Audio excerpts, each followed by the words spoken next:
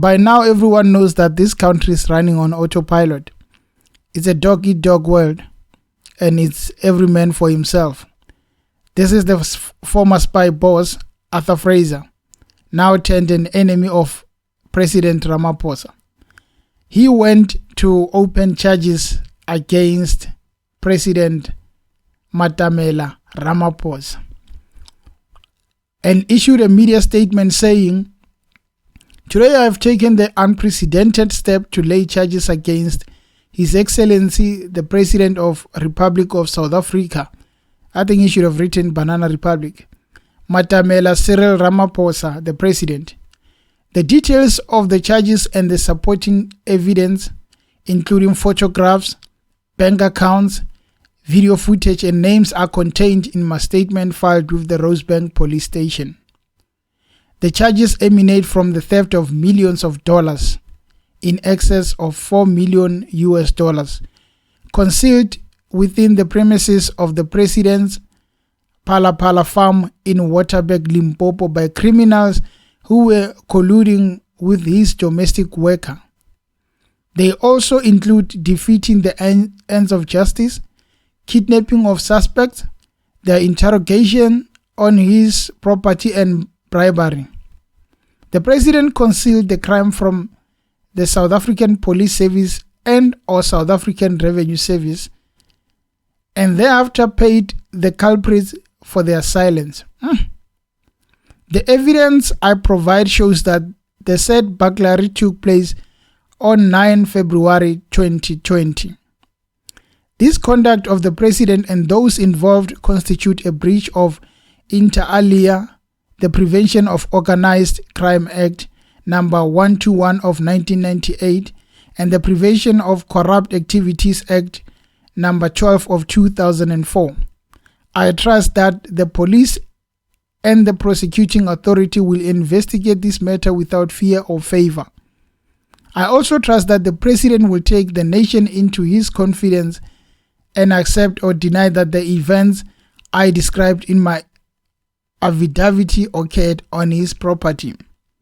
The last sentence or the last paragraph, I can just answer Mr. Fraser and say, you are wasting your time, not Ramaphosa. Remember, they complained about his bank statement. And then the court said, no, you are not allowed to see what is in his bank statements. CR17 statements. We're talking about a president of a country. Someone who always wanted to be a president. And somehow trouble always follows him. Now you think that by going to Randburg police station, you will do something. Unless it's no longer South Africa. The land of criminals. Nah. Unless it's no longer South Africa. And the problem with that is the people who are corrupt open cases against others who are corrupt. It's just an example. So we don't expect anything to be done about this case that just opened. It's interesting to hear that the details of the charges and the supporting evidence, including photographs, bank accounts, video footage, and names, are contained in my statement filed with the Rosebank police station. It's interesting to see that, but I know without a doubt that whatever you open there, they are not going to entertain it. It's the president after all. They are not going to entertain it. This is a small matter. The big matter was when Mr. President was leading this nation and they wanted to open those statements. That was the big one. And they failed. You think coming with this is going to do anything? I don't think so. It should be doing something. It should be starting an uproar. But not in South Africa. People are going to defend. Even if there is evidence there, they're going to say, nah, this one is mad. This one is jealous. He's trying to come up with revenge. we see ourselves in trouble these days. We are paying a lot for petrol. They just said, okay, we're going to cut the levy for 2 months. And then we feel like they did something for us. After 2 months, petrol goes up. And you want to tell me that this country cares about the people?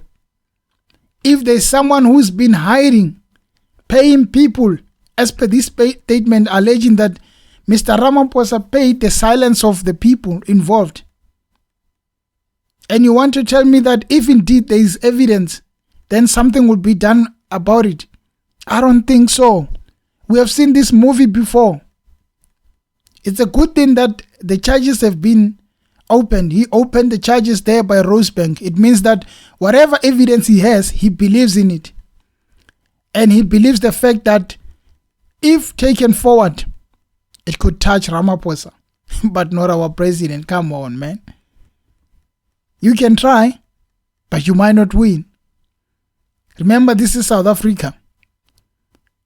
It must go through the judges. That's another story. We are having a problem of judiciary in South Africa. So, trying is the best, because little by little, you might end up defeating the giant, but probably not now. And just reading the story, if these allegations are to go by, it's shocking. They also include defeating the ends of justice, kidnapping of suspects, the interrogation on his property and bribery, Mr. Ramaphosa's property. The president concealed the crime from the South African Police Service and or South African Revenue Service, and thereafter paid the culprits for their silence. So then we're talking about theft of millions of dollars. It's a lot of money. You see, the thing about politicians is that they're involved in a numbers game. Stealing of money. They're involved in all these things. You think someone is not involved in something, only to find out that they are the mastermind in that whole thing. People are cleaning money in so many different ways. People are stealing money also in so many different ways. A boy child or a girl child must grow looking up to such people, saying, I want to be a president one day. I want to be this. I want to be that. But they will grow up knowing that the same people they want to be are not to be trusted. This country should have been far away in terms of growth and everything as a leader in Africa, and probably competing with so many other countries out there.